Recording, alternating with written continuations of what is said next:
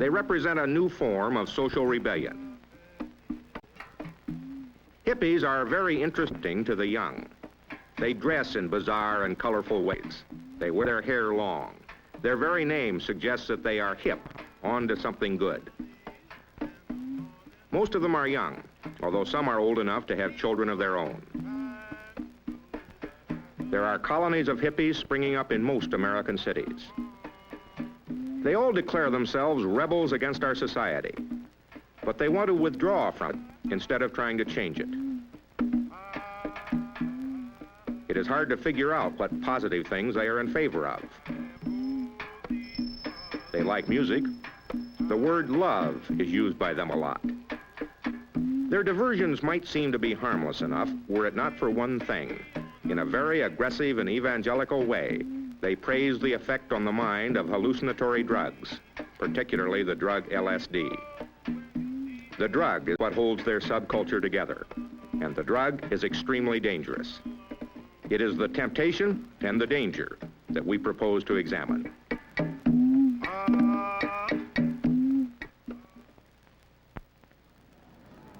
CBS News, without any flowers in its hair, is in San Francisco because this city has gained the reputation of being the hippie capital of the world. I'm Harry Reasoner. We're asking whether any central idea unites the hippie colonies in this and other cities, whether they have anything to tell us, why there is so much emphasis on the use of the drug LSD in their philosophy. Those are our questions. We'll try now for the answers.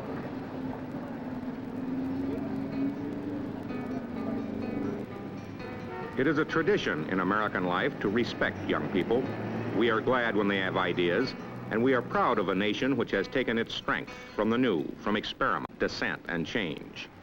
But now, at a time when we are suffering some of the worst agonies of our history, both at home and abroad, when we are most in need of new energies and new solutions, more and more young people appear to be turning away from challenge into dreamy narcosis. The hippies present a strange problem. Our society has produced them. There they are in rapidly increasing numbers. And yet there seem to be very few definite ideas behind the superficial glitter of their dress and behavior. They're in favor of taking things easy. That much you can see at first glance. They like to seek out simple and inexpensive pleasures. Their main colony has grown up in a low-rent district of San Francisco, which is called Haight-Ashbury, from the intersection of two streets there. The place has become a mecca for young people from all over the nation who come in search of something new and significant for themselves. It is a mecca, too, for tourists who come to look at the hippies. So what was a quiet residential and shopping center has become a milling turmoil of seekers. Many of them are seeking a new sensation, and that is the drug lysergic acid diethylamide, LSD, or acid for short, possession of which has been declared illegal in California, but which is easily accessible here. The hippies have declared the use of this and similar hallucinatory drugs to be the source of new and valuable insight. The effect of LSD is to change the way the brain handles sensory input. The result is violent distortion of thought and feeling. The user may see a wild complexity of images, hear a multiplicity of sounds. This is called taking an acid trip. For every user, there is the danger of a bad trip on the drug, where sensory distortion becomes terrifying, and the acid head may leap from a window or run wildly through traffic. There is a steady flow into San Francisco hospitals of young people who have... I don't want to be here. It's all right, friend. It's all right. It's all right. Get your pick off. It's all right. I'm a nurse. It's all right, John. Hi, John. Hi, John. My name is Gus. I'm going to take you to your room now. Hospital people, whether they want to or not, are becoming expert in the handling of LSD users in trouble. At the UCLA Neuropsychiatric Institute, Dr. J. Thomas Ungerleider sums up the things being learned. Well, we're learning that it's a very dangerous drug, and it's a very unpredictable drug. We're learning that people can have a bad experience, which they call a freak trip or freak out or bummer, the first time they use the drug, or they can have it after 150 previous good experiences. We're learning that there's no way to screen out the adverse reactors, that not psychiatric interviews, not psychological testing, not a history of absence of symptoms or of job stability, nothing guarantees immunity from the bad trip. People come in often with frightening auditory and visual hallucinations. They hear and see things that are frightening. They come in with anxiety to the point of panic. They come in with depression, with suicidal thoughts, suicide attempts, some severe, and they come in with confusion. They wander about not knowing where they are. And the difficulty with it is we can't predict. Another thing that we're seeing are the flashback phenomena, the reoccurrences. Up to 18 months now, after you take the drug once, you can have the acute symptoms return in their original intensity, either in a situation of stress or in no stress situation. And originally we were seeing a lot of youngsters who took LSD as part of a chronic drug abuse problem. Now we're seeing youngsters who took it at a party or with the gang, got over the acute effects after the 12 to 16 hours, and then months, even years, a year, 18 months later, began to have the reoccurrent symptoms, the flashback phenomena. And this frightened them, and then they came for help because they couldn't control when they were having it. The street, where hippies like to congregate, shows no hint of the horror behind the scenes in hospitals. But the street thrusts the hippies at the community. They can't be left to go their own way and forgotten because they make their presence felt.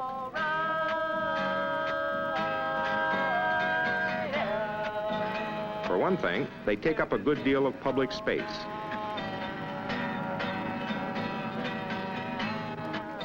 They congregate, sit down, make music, make crowds. Come on, let's go. Come on, boys. Let's go. Come on, break it up.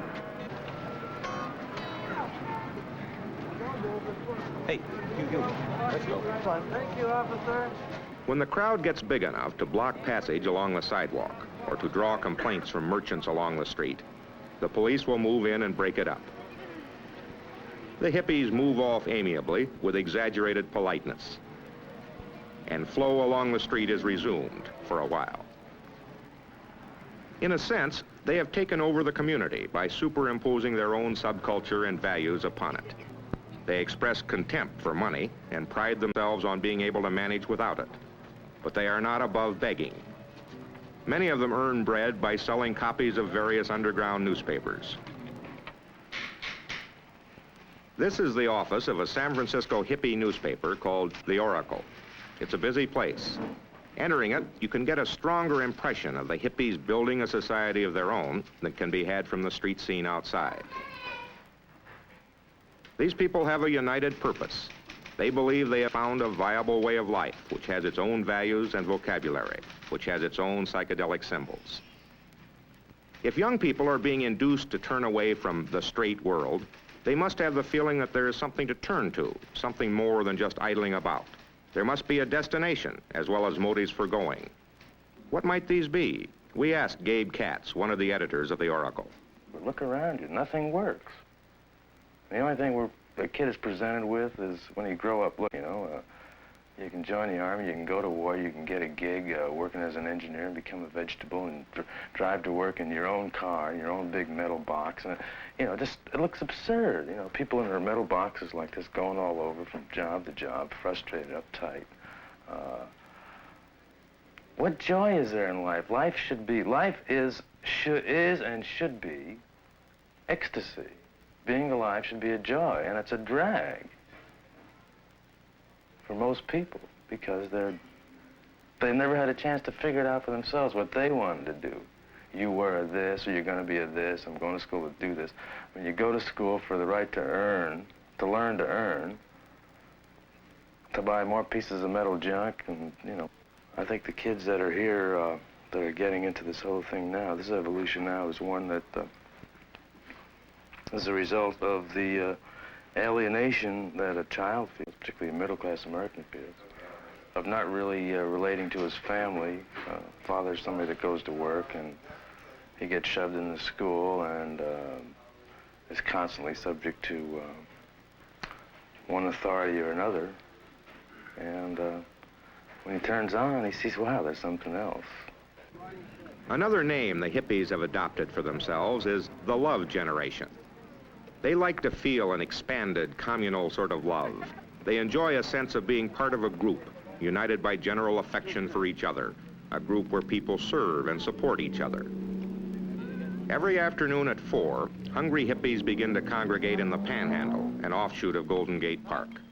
They are waiting for the arrival of the diggers, a hippie subgroup who show up at this time with a station wagon full of food, which is given free to anyone who wants it.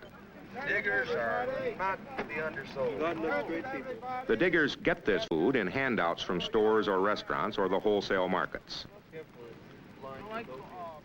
This feeding typifies the hippie ideal of standing apart from society by means of mutual help and love. It contains its own ironies, for the daily feed-in is dependent for the food being offered on the very society that is being rejected. It's all done with a smile, but it grates against the straight world because it seems like saucy children playing. Isn't this a funny kind of love?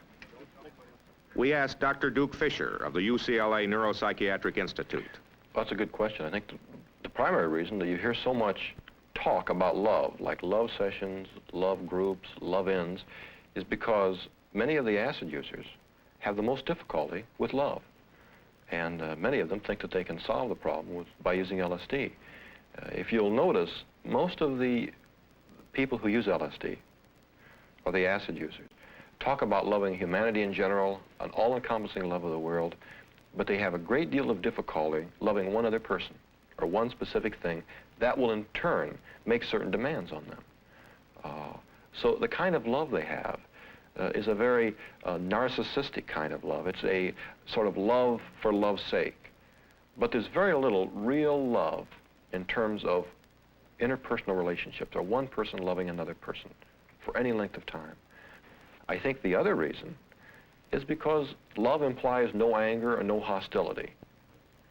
And many LSD users are people who have a great deal of trouble tolerating getting angry or being hostile. They don't like to experience this kind of feeling. They're concerned about their ability to handle it. So they use LSD, hopefully to suppress or deny angry feelings, and they sort of take this very peaceful approach. But unfortunately, it is a facade that can't last. And I think many times, if you'll notice, I saw one example was a young girl who kept offering a flower to a policeman. And he said he didn't want to take it, and he was becoming increasingly annoyed, and she persisted in offering the flower to him. Now, I'm sure we'd have to say that really wasn't out of love. There was a provocative insistence that she was using. But I'm sure she would disclaim any kind of feeling of aggression in terms of what she was doing with the flower. So I think if you actually take a look at what's happening, you'll see that in the name of love, there's a great deal of hostility being expressed, but unfortunately it's not being felt, because many of the users of LSD particularly need to use it to avoid letting themselves experience anger and hostility, which is very normal for all of us to experience. People who suppress or dilute normal feelings with drugs get a kind of euphoria which is easy to maintain for a while, since it entails making fewer demands on life. The hippies see mystical virtues in this blandness. It makes them extremely self-righteous. Here, in a hippie pad, one member recalls giving a flower to an old lady. Let's say a woman's coming up the street with a small shopping bag, and I've got some flowers that I picked someplace. I hand her a flower. It's maybe 11 o'clock in the afternoon. I say, isn't it a beautiful day? Isn't it a gassy day? And if she for a moment looks up and says, yeah, it really is a beautiful day, which happens to me quite often, they suddenly realize what a groovy day it is, what a pretty flower it is I've given them, all the color around them, all the life, all the beautiful things that are happening. Things that are happening is what we are trying to make people aware of. But the drug doesn't create anything. The drug, LSD, is not a creation. It is a catalyst. It works with your mind to create whatever your mind creates. What LSD does is it opens your awareness in the way that when you look at, say, a kerosene lamp, you have one thing that you associate with it. When you take LSD, not just one association, but every association you can possibly have is brought through your mind. I like to turn on, man. I love to be stoned on acid and to participate in that energy flow that's going on in the streets, in the parks, in the movie theaters. I love to listen to the radio and to listen to music and to go to dances. My normal behavior doesn't stop when I take a drug. It's heightened. My sense of awareness, my whole sensory apparatus. And if I can still dig on music when I'm straight, the same way I do when I'm on acid, maybe that's it. Then I want to stay there, and I'm not going to turn on anymore. Most LSD users say they will stop taking the drug if it is proved it does definite harm. Proof of this appears to be emerging. Researchers are studying what LSD does to the chromosomes, that part of the human cell which determines life balance and hereditary characteristics. Dr. Jose Egazque, chairman of the Department of Genetics at the Oregon Regional Primate Research Center, has conducted experiments comparing blood samples taken from LSD users with samples taken from non-users. His tests have shown that there is a higher rate of chromosomal abnormality, up to 2.5 times more in LSD users. Well, chromosomes are found in all cells, and any character that you will pass on to your children is born by these chromosomes. The genes in the chromosomes will determine if your eyes are going to be blue, if your hair is going to be brown. They will direct protein, enzyme synthesis, and any function that takes place in your body is finally directed by the genes in the chromosomes. Some of the abnormalities found in LSD users take the form of chromosomes being broken when they should be whole, or smaller than is normal, or the wrong shape entirely. The effect of this upon individuals who use LSD, or upon children born of them, remains to be determined. But Dr. Egazque firmly underlines the danger. We could say that the chromosomes, or for the matter the genes, are in the very core of life. Playing with LSD is playing with the chromosomes. I think that this can have disastrous consequences at the end. More and more doctors say these warnings should be heeded, that drug users should consider their descendants, if not themselves. This is an unusual hospital treatment center, the Macaulay Neuropsychiatric Institute in St. Mary's Hospital. In this ward, they're responsible for the care of children up to the age of 18 with emotional and neurological problems. Not all of the problems are drug problems, but because of the geography, just a few blocks from the center of Haight-Ashbury, this institution has learned more than most about what happens when you take LSD. The doctors and the nurses here wear ordinary clothing as part of the attempt to produce a non-hospital atmosphere. But it is a closed ward. You don't get out without a key. Reporter Warren Wallace talks with one patient. You like LSD? Yes. Why? Well, because for one, it teaches me a lot about myself that I didn't know. And it kind of informs me about my environment and what goes on. What does it tell you about yourself? It tells me what I like. What do you like? Well, I can't really explain what I like. It's hard to explain. You see, you've had an experience that I haven't had, and I'm trying to find out what your experience is like, what it does for you, what it feels like. Well, it makes everything a little unreal, you know. Everything that is hallucinations project from my mind, and everything that I see is myself. I mean, it's all coming from my mind, and all the things that I see, everything that I see I'm making it all. You're controlling everything. Yes, I'm controlling what the scenery looks like about me. I'm not controlling it necessarily, but when it's happening, that's what's me. That's me happening. How about people? Do you think that before you used the drug, you were afraid of people? Well, I didn't know it at the time, but I realized that I was when I took the drug, because it brings out your inner feelings more intensely. And why do you think you were afraid of them before? Because I didn't know them. Do you feel that you do know them through the drug? No, I don't feel that I know them, but I'm not afraid of being rejected by them, because I don't feel any rejection towards them. I used to be constantly thinking about being afraid of them, but now I don't have to be afraid anymore because they're all beautiful, and whether they reject me or not, they're still beautiful. Does it ever seem to you that this may be a little unreal? Oh, yes. But I mean, after you learn this on an acid trip, you practice it when you're straight, too. Yeah, I mean, it doesn't leave you. If everybody is beautiful, then there's no one who's, say, dangerous to you.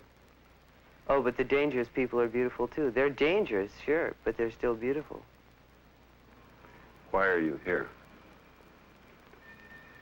Well, it's a long story, but I'll try to break it down in short. I found God, and I made me feel quite good, you know, and my mother mistook this good feeling for taking drugs, and I was getting kind of wayward and everything. I mean, I wasn't coming home on time, so she phoned the police, and I was brought to YGC, and then I was brought here. Because of my talking about God and everything, they might have thought that I was a little crazy. Do you think you are?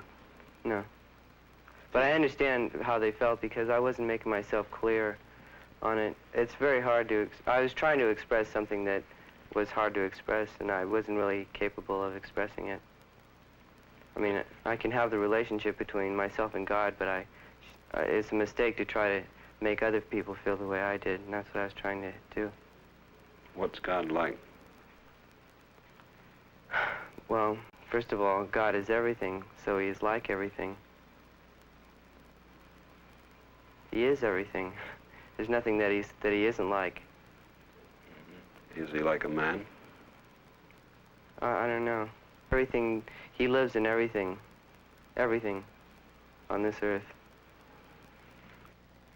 I can't describe to you the feeling that it gives you when your son says to you, can't you feel it? God is everywhere. I'm going with God. I'm waiting for God to come and get me. It isn't a happy thing at all or an insight. It's a death wish. And I tried talking sense to him. I said, Jimmy, you don't see God till you die. But he couldn't see that at all. He believed that he was seeing him right now. Jim hasn't adjusted well to school. He's an extremely introverted boy, or has been up until lately. Shy. He wouldn't try. The least sign of failure to him meant an automatic stop right now. And I think that the problems that he had were magnified and triggered by the release that he seemed to find in drugs. And I feel as though that this is, many of the children today are doing this type of thing, and if it could be stressed that this is a medical problem and not a criminal problem, I believe that parents would be on the telephone calling somebody as soon as they found illegal material around the house, which they don't do now because they're afraid they're sending their sons and daughters to jail. Another patient under lock and key. What brought you to this place? Oh, I tried to commit suicide. Why did you do that? Oh, because there was just a lot of things on my mind and I really couldn't clear them out. Like what? I don't, well, it could be from, you know, my taking narcotics before. What sort of narcotics were you taking? Well, LSD and crystal. What's crystal? Well, I really don't know what it really is, but I've taken it, and it's like, it speeds you up, you know, and it just makes your mind run really fast. I've taken acid and crystal at the same time, which wasn't very good, and I kind of freaked out on my trip. What happened when you freaked out? Well, the people I was with, they made me freak out. I mean, you know, they were just trying to blow my mind, you know, and this I couldn't control. But I got away from it, and, you know, everything was okay afterwards. But I think it was the after effects that really kind of screwed me up, you know, messed me up a lot. You say that the people you were with were trying to blow your mind. What were they doing? Well, they were just saying things like, oh, you know, we're going to rape you. I mean, just these things, and they just keep on saying it over and over in different kinds of talking. And these people on acid were animals. I mean, strictly animals. I mean, they were, I mean, you know, just a bunch of beasts. They didn't care what they did to you, you know, what happened. And, I mean, it just really scared me. The girl's mother. What has happened to your daughter? She lost interest in herself. She was very lethargic. She didn't want to do anything. She didn't want to go to school. She didn't want to do anything at home. She didn't want to do the things that she used to do. I mean, she stopped going around with people altogether. She withdrew. And she, to me, it was a big change because she lost a sparkle in her eye. And she really looked like she wasn't even amongst, you know, anybody that should be here. She was more or less a zombie. And she didn't, it's hard for me to explain. I was there, you know, the whole time with her. I just saw her change completely. And she just wasn't the same girl she had been. She tried to take her life 3 times. And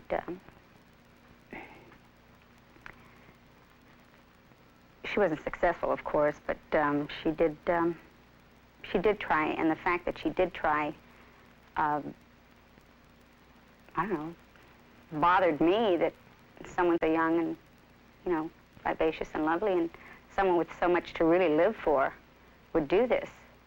What did she tell you? She told me that while she was under the influence of LSD, she was forced to have sexual relationships, or a sexual relationship. And,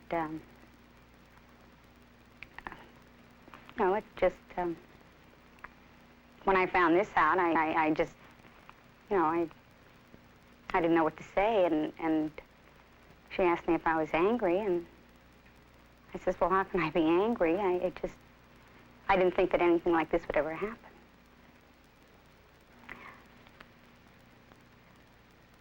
I wanted something different for her. I wanted her to finish school, and I would have liked for her to, if she wanted to, go on to college and be something that, well, a little out of the ordinary, because I feel that she has the potential. And I've always felt this way, that she did have more than average potential. What does she feel? Right now, I don't think she feels anything. Why do these things happen? We asked the director of the Macaulay Neuropsychiatric Institute, Dr. Michael Klensos. Because this is really a very serious, malignant form of modern civilization, which means that we no longer have the stamina to really hassle with our youngsters in a purposeful way of learning, that we are too big in our own way to develop our own self-centered worlds of achievement, the adult world, so the youngsters in their own way have to discover a shortcut to growing up. We have not experienced this profound change where you can forget about religion, home, everything else is meaningful except the fact that you've discovered something that is your own, and this is how you must discover life. You must find this out for yourself. Mom, you don't understand. You go out and do what I do, and you'll begin to see the difference. For many, the price of taking the shortcut to discovery the hippies put forward turns out to be very high. With an electroencephalograph, doctors fasten tiny electrodes to the head of a patient, by means of which they are able to measure the cyclic rhythms of brain activity. This is one of the 2 types of changes that we see in these individuals that take over 20 trips of this LSD. With heavy LSD users, patterns of brain activity which should be slight and quick are slow and heavy. Where there should be variety, there are uniform paroxysmal bursts. These are the sort of patterns which are found in victims of brain disorders, like epilepsy. Another warning, another mark of the self-destructive quality of drug abuse. In spite of the risks, in spite of reported freakouts and other disasters happening to individual hippies, the package they offer continues to be extremely attractive to the young. Here, the diggers have rented a whole house and declared it open to all, with food available 24 hours a day. By the house rules, no one is supposed to bring in acid, but the drug is talked about and joked about as being on the scene. Acid. Get that tripper out of here. This underlines a problem which makes it hard to take a tolerant view of the hippies. The way they dress, the way they advocate love as opposed to hate, peace as opposed to war, self-expression as opposed to inhibition.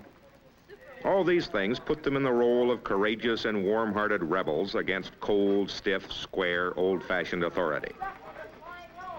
The trouble is that a group where anything goes does not seem to provide good company for the very young.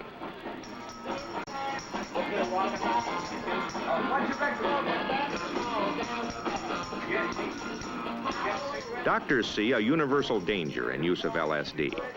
They feel that normally rebellious young people may be turned into emotional cripples at a time when they should be meeting and solving problems of sexuality and personal identity. They deaden their drives with a magic pill which solves nothing. They may never grow up.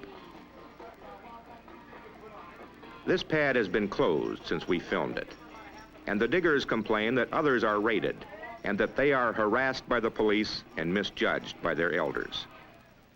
My mom thinks that where I'm living down here, the hippies are a bunch of filthy and infectious people.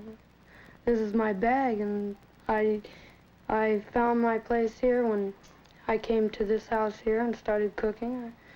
I got my own room, and I do my cooking, and I scream and I holler, and I'm happy. We found our cattle come in like a hippie, and he's a cop, and he'll make a stash so that the other cops can come in and bust the pad. Why would they want to do that? They don't like Because us. they don't like us. Why don't they like it? Because we are doing things. They're trying to break up the people. See, they don't like these houses, and they're trying to bust it up. You see, we're out to change laws to make new society. The aggressive determination of hippies to start a new society has made its mark upon San Francisco's Haight-Ashbury. Part of the neighborhood is occupied by ordinary people, bewildered by what's going on. Part of it is occupied by a growing population of hippies. There are a lot of for sale signs in Haight-Ashbury. There are a lot more houses being occupied by hippies. The hippies are capable of extremely hard work, even though they tend to approach work as the rest of us do sport. Some of them are very successful. This is the house of a popular local band which plays hard rock music. They call themselves the Grateful Dead. They live together comfortably in what could be called affluence. There are many other similar houses or apartments in Haight-Ashbury, maintained by hippies who work in places where employers do not mind bizarre dress or long hair. Their concept of a new style of life unites them, and that concept is, in most cases, drawn from the drug experience. The Grateful Dead themselves acknowledge they have used LSD. Warren Wallace asked them what they thought the hippie movement was trying to accomplish. What we're thinking about is a peaceful planet. We're not thinking about anything else. We're not thinking about any kind of power. We're not thinking about any of those kind of struggles. We're not thinking about revolution or war or any of that. That's not what we want. Nobody wants to get hurt. Nobody wants to hurt anybody. We would all like to be able to live an uncluttered life, a simple life, a good life, you know, and like think about moving the whole human race ahead a step or a few steps. And, or half a step. Yeah, or a half a step, or anything. Or at least not more positive. At least not going around in circles like it is now. Do you think that your movement or your idea, the hip idea, is essentially connected up with drugs? Yeah, I would say that's a large part of the framework. I think that most of the people who are hippies now came to it through drugs. Yeah, but it's not a dope movement. We're not trying to We're not spread pushing dope. I think, personally, that the more people turn on, the better world it's going to be. We were talking before about a way of being, and one of the ways of achieving that being is through drugs. Expanding your consciousness, changing yourself. But like most of us have given up to psychedelic drugs anyway. Yeah, right. Well, we've learned something from them, and now we're kind of playing around with that knowledge. And what have you learned? Well, it's you can point out the example that the people that live in the community and you know, play around with dope and stuff like that, they don't have wars, you know, and they don't have a lot of problems that the larger society has.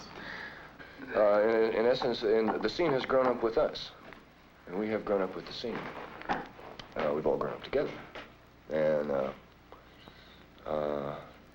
we feel more like children than ever. Right. Because we know what we're trying to do. We're trying to grow up. The tragedy is that growing up is a process that medical opinion regards as being inhibited by LSD.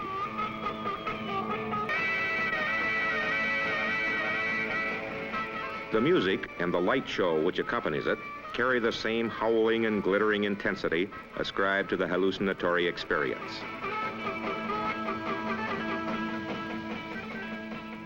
Most of the faces you see are young. No liquor is served.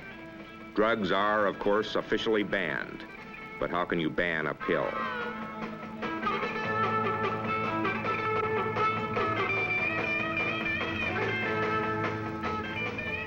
Flickering strobe lights accentuate the sense of unreality, of having blown your mind. It may seem, all of it, highly exciting, a pleasurable trip into Wonderland, until one begins to wonder about destinations. It is on the street outside that some of the worst destinations are discovered. Night is the time when the street does not seem so colorful nor hospitable. It seems a place of danger. Night is the worst time for freakouts, for the terror of the bad trip on drugs. Night is the time when the sickness that comes from not eating enough, sleeping in the park, closes in to bring fear with it.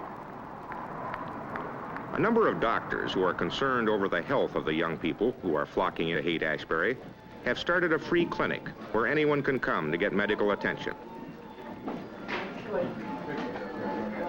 The doctors, supported by a staff of hippies, work for nothing. They want to learn and they want to help. There are a lot of hippies who need help. Well, what's your address, Huh? What's your address for the record? Yes, what's my address? I don't know. No. No, where do you live at? You might be... Have you been here before, Don? Have you been here before, Don? Yes, I most certainly have. How's your stomach? I don't know. It's what? Oh, not really bad. My mind feels good, but my stomach is going too fast, man. I must slow it down. How about if you put your signature right there so we can be authorized to give you medical treatment? Let us say Okay. Sit a while, and when we're ready for you, we'll give you a call. Okay, very good. Very good. Thank you very much. Thank you, very good. Is there any coffee here anymore? You're really proving on your thing, man. I made the coffee. I almost freaked out.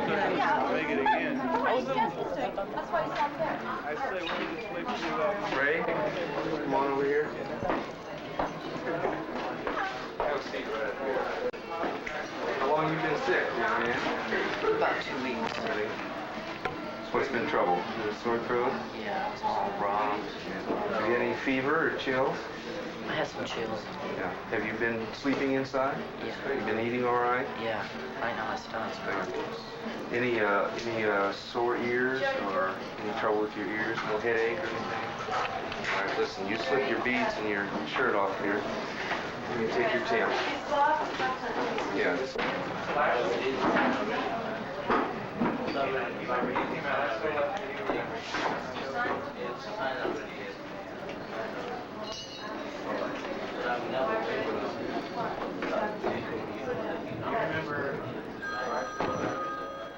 LSD is the main drug used in the hippie world. But now other drugs are beginning to enter the scene, so that many times doctors or their helpers will not know what a patient has taken or how to begin treatment. I think he's tired, man. That's a bummer. You shoot. Haven't you ever been so tired you were just like that? Crystal about that. I don't know about that. Oh, it's just. Well, you shoot acid, man. I don't have anything to do. Did you ever shoot air? Kill you a lot of times. I dropped a mess up one time, almost died. They took me to the hospital. And I just cussed until I passed out. How long is he going to be out? I don't know. It depends on how much he did up. If that's what he did, I don't know. What are we using as an ashtray? When they hauled me into the hospital, I must have slept for 2 days, and I still had 46 left in my pocket. Sit down for a fall down. Here I am again. Well, I must be 5 of this. The third time they said that. In front of me.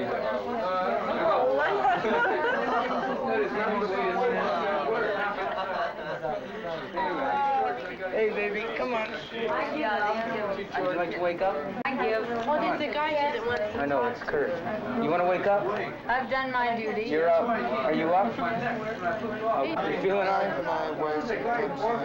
What? What happened? You went on a bummer? You all right? I had to take care of some woman who was on a bummer. Oh, you took care of some woman, and that's why you're crashing now? Hey, man. Let me go back to sleep. Kurt wants to talk to you. Time to wake up now. Hey, man. Let me look at your throat. Let me look at your throat. Oh, this throat's fine. There must be a special motive relating to a larger view of society to bring doctors already overworked to serve extra hours in this clinic. The clinic was created by the director of the Alcohol and Drug Abuse Screening Unit of San Francisco General Hospital, Dr. David Smith. And we asked him about this. Most of the people that volunteer for our clinic are either young people like myself who have some special interest in the area, or are older people that have teenage kids of their own. And we find that an individual's attitude towards, well, let them die, that's their bag, changes dramatically when their own child goes to the Haight-Ashbury. And that many of our doctors, we've had a marvelous response from the medical community, and many of the doctors are older doctors that have teenage daughters, and they want to help, honestly want to help. But they also state that they want to learn more about what's making the young people in the Haight-Ashbury run away from middle-class homes. The kids in the Haight-Ashbury are not poverty-stricken. They don't have poverty-stricken backgrounds. Many of them have gone to school, come from good homes, and for some reason they run away from home and go to the Haight-Ashbury. I think one thing that people don't realize is that the Haight-Ashbury is a symptom, not a cause, and that the kids are attracted to the Haight-Ashbury because of some deprivation, primarily intellectual deprivation, in their former mode of life. And I think this is why the middle class is so intensely involved in the Haight-Ashbury, because it is a product of the middle class. It's not a peripheral movement. It is a direct reaction against the forces that control the United States. And it's not an anarchist movement. The hippies aren't interested in any philosophy, including communism. They just want to live their own life. Many people say that this is a communist-inspired movement. They're reacting against any structured philosophy, whether it be a university or communism or whatever. They just want to live the way they want to live without structural bindings. The way the hippies want to live seems in the end to consist of childish postures. They claim they want to be left alone, but they are masters at setting up public occasions which are bound to draw attention, if not interference. Just as an unruly child will act up in a way that attracts adult intervention and then complain about it.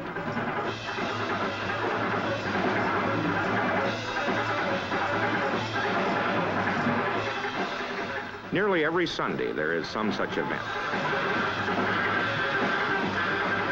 Here, music is blaring forth from the open windows of an apartment on the corner of Haight and Ashbury, while in the street below, a crowd of hippies celebrates the sunny day.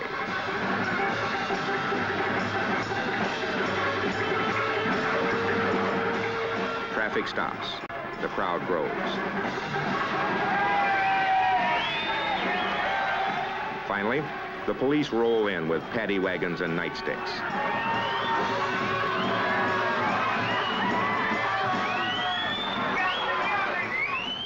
The crowd parts, clearing the street. Everyone waits to see what will happen.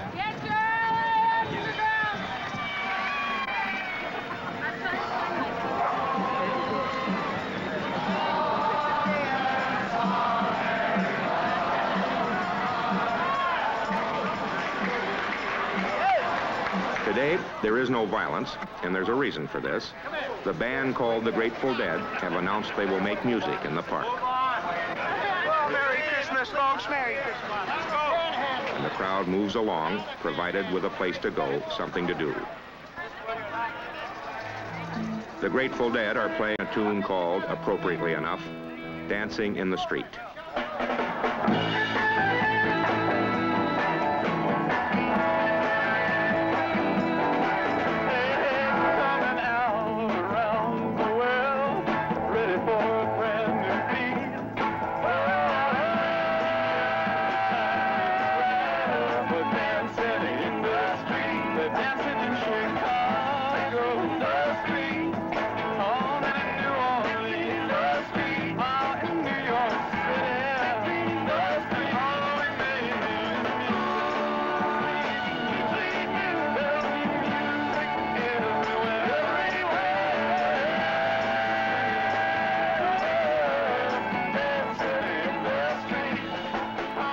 Most of these people are young.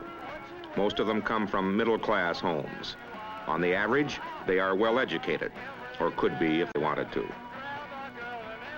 But they do not want that, nor much else in our civilization, except on their own terms. In many ways, their terms have the glitter and the attraction of the bright and bold and noisy. But it appears to be style without content.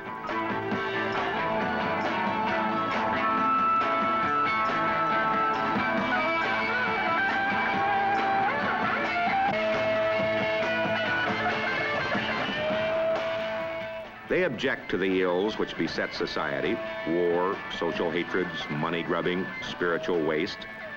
But their remedy is to withdraw into private satisfactions.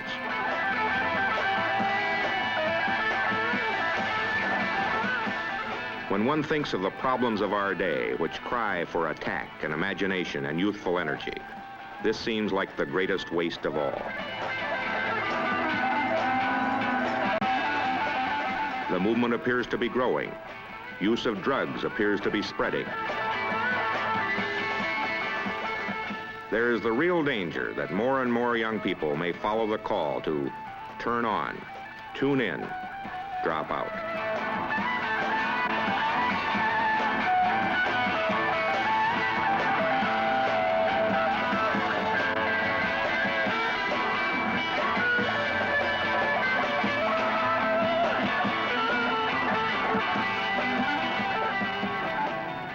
Well, there are the hippies. They make you uncomfortable because there is obviously something wrong with the world they never made if it leads them to these grotesqueries. But granting the faults of society, you can say three things about them. They, at their best, are trying for a kind of group sainthood, and saints running in groups are likely to be ludicrous. They depend on hallucination for their philosophy. This is not a new idea, and it has never worked.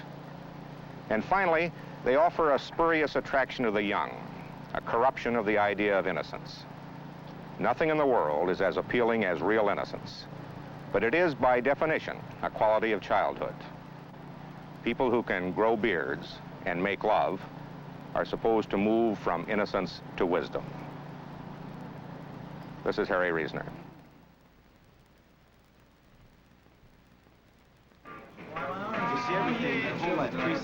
Yeah, I know.